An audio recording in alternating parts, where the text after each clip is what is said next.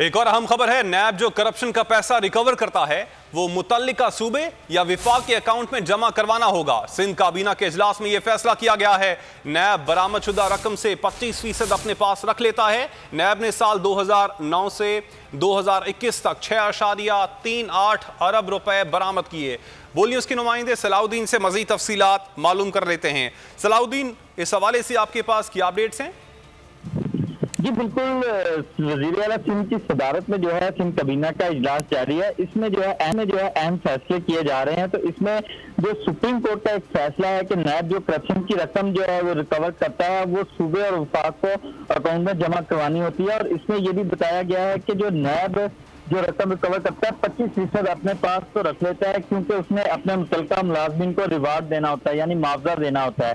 तो इस हवाले से जो इजलास में बताया गया कि नैब ने साल 2009-10 से 2021 तक जो 6.38 अरब सलाउद्दीन, आपने अपडेट